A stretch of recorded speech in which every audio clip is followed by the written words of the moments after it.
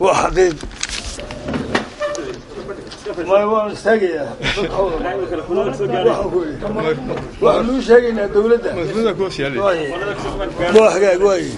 وحنو شيءنا wixii aanu halkan maanta hore sharaa'idka ugu dhiibnay aanu waxa saaqaran kan ka xun inay ka jawaabaan oo ay dhahaan waxaana waanu qabnaa oo hagaajinaynaa waxaana waa diidnay eed cad baan u soo jeedinay oo qoran oo 16 haddaanu been sheegayno halkaa soo dhigeen magac bay ku wareegayaan maanta golaha isku magacaabay kan war waxaanu idinka socon maayaan waxa idinka soconaya eedan ka jawaabo waxa tiraahan waxa ma qabno tuug baa taw lacagtii ummadda haddaan kugu nidhi ka jawaabtee annaga soo cadeynayna iyadoo tafaasiil la qoraan leh waxaanu kugu nidhi golayaashii baad kufsatay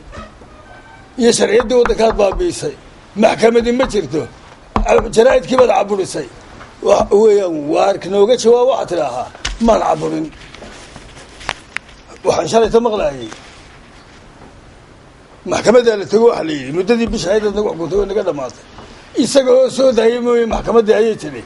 isagoo ogolaada mooyee sharciyadii ma shaqayn karto warme dadkan kharash baa ku socda wariyaal baa u jooga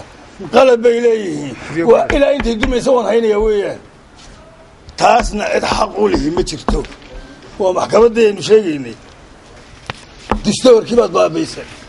golayaasha qarankaad baabiisay waxa weeyaan dan uga jawaab mid walba uu waqti dhaafo sharciyad kuma fadhiyo kiisa kaliya mar haddii maxkamaddii baabaa tahay labadii golna waqtigii ka dhacay isaga kaliya sharci ma noqon karo doorasho ma qaban karo in lagu yidhi dub baan u dhigay war afartii xaaladood ee dub loogu dhigi lahaa maad gelin ma haysin aafada qaranka dee adigu ridoo dagaalid haddaba ila waxa weyn markaasi istaagi karaysaa ummad nabad ku jirta oo barwaaqo ku jirta oo dhibaato ku jirin ardaydii waa tahriibaysa saakadaasaa b b c ka warramaysa wari yeman oo inoogu dhoweyd oo daris nala ahayd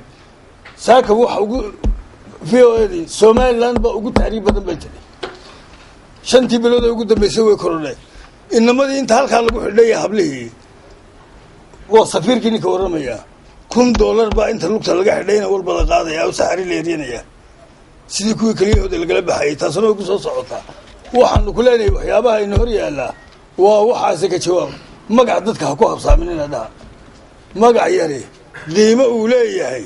annagaa la baxnay waana bedeli mayno magacyo ka xunxullada wataa baanu soo dhigi doonaa ware oo kuwii maxamed siyaad barre ah waxaanu leenahay waxyaabahan meesha ka taagani waxa weeyaan waddankan wuu afduuban yahay waddankan xaaladda ka taagani ama dhaqaale ha ahaato ama harumar ha ahaato ama mustaqbal ummadeed ha ahaato waxaa badda la isugu guray mustaqbal madow bay ummaddan u aragtaa shalayta waa dhegaysanayseen bahalkii muxuu ahaa telefishinkii alfaarax bulsho wariyaashooda waxay burca ka soo direen waa markii ugu horreysay axmedow intaa joogtay waa burco intay kala qaybsantay ayaay 2 daamood kala noqotay isu tallaabi laadahay marxaladii ugu xumayd kubaddiina wada ciyaari karaaday 2 garoon baa laga kala sameeyey intaasna waa intaad adigu timi bay idhaaheen war managaa dadka ka keennay ya waa magaaladaadii hadday kala tagtay iyadii meeshaad isku haydhaysa waate ma soomaaliya baad wax ka qabanaysaa iyo buuhoodle burcaa halkaa taagane waxaan leeyahay war intaanay tabnad kala tegin aan wax ka qabanno ummadii somaliland ninkii waxayow annaga hanoogu wareegin magac urure halkaa waxaasaa ku khaldaynti ka dheh jaraa'id ku qor telefishinka ka hadal noola kaalay nagu caddee naga garhel na tus laakiinse dayn mayno xumaanta iyadoo tafaasiil leh 16 qodob oo mid waliba intuu furfuran yahay aanu qodob u taabanno oonu mid walba ku hadkano hadday cadaalad tahay hadday dhaqaalo tahay hadday waxa tahay ayaanu mid walba soo dhigaynaa hadday siyaasadda arrimo dibadeed tahay waa isku dar baanu nidhi waa wax lagu khiyaamay wakaa prime ministerkii soomaaliya dowlad hadlaayay ee yidhi wax walba waanu ka heshiinay wataa hargeysa la yidhi hala keeno iyadoo isku jirta hawadii war gormaynu dhahan wax isku darsana hawe iyo tacliintana waa isku soo daraynaa hawadana waa isku daraynaa xabad baynu uga soconaysaa war meel cad baynu taagnayne goormaynu hoos tagnay dowladda aqoonsan yahay oo soomaaliya ka dhisan ninaan laba sekadood haysan oo habeen walba labadii sekadoodna qarax ka dhacayo anigoo ah Nadra Maxamed Jaamac inantii u xidhnayd in muddo ah wasiirka madaxtooyada Xirsi Xaaji Cali waxaan ka hadlayaa wadanka dhibaatada maanta ay ku sugan yahay cadaalad darrada iyo waqtigii hore waqti waxa jirtay walaalkay la dilay oo anigu aan inan yar ahaa oo u dhintay dalka iyo dadkaba u dhintay cadaalad darradii maalinta taagneed waxa ka xumeeyay aniga laygu xidhay ee ahayd anigoo waxba oranade badow iyo reebaadiye ayaan ka soo wada jeednaa wax la isku xidhana maaha waxa weeyaan cadaaladdu waa dawo cadaalad haddii la waayana caafimaad ma jiraayo dalka waxa yaala dhibaatooyin fara badan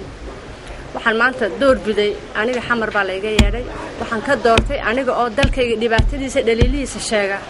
oo dalkayga iska aamina waxaa jirta hablaha la dilay ilaa hadda booliskii muu caddayn ciddii dishay iyo wixii dilay dilkii oo batay ayaan hadalkii maqlay markaasaan naamtumaad hayd markaasay tiri dhuubane ayaanu walaalahayn waxaan u malaya intiina dhuubana wax yar baa garanaya dhuubana waxa weeyaan raggii halkan Hargeysa lagu toogtay waxaana SNM xornimada ku faanaysa raggii sahanka u ahaa ee halkan u joogay Axmed Silaay isoo ka maaha isagoo jeermaana hudheelka Mutasaba la yiraahdo ayaan isku tusay ee ku yaala jigjiga ee ay wakiilka SNM ee Yaasiin Axmed Xaaji Nuur oo maanta dhintay iyo Cali Geeyo oo nool ay deganaayeen ayaan ku tusay haddii loo baahayna waraaqihiisii midmid baa wuxuu soo qoray u dhintay u soo deyn doonaa in yarba madaxweynaha ay adeera ku xidhay oo wada cayday waa cadaalad darro rag badan oo SNM ka xanaaqay oo aniga yimi bal halkay gaarsiya waxaan eegnaa ku yidhi wallaahi billaahi tollaayna ka dagaalamaan ku tashaday bal ninkaan u geeyo ninkaase wareehe ka bacdi markuu jigjiga ugu yimi konton goor sanadkii noogu adkaa ee halkaa ka shaqaynayay ee loo toogtay oo gurigoodii loo baabiiyey oo reerkoodii loo dhacay ee dhibaatada ugu weyn ay u gaadhay ayay ka mid tahay iminkana tii mid ka daran ayaa ina yaroo waxaan waxba ka ogeyni oo meelaha kale taangiba ay jeedhay ayaa wareehe idhagayso ayaa ummaddii ku tacadiyaya saa loo soo galay waxaan leeyahay haddaan laga waantoobin war wallaahi mar dambaynu isqabsan wallaahi inaan idin mar dambe ku tumanayne tanna waynu ku eegaynay mid dambena inaan laydinka ogolaanayn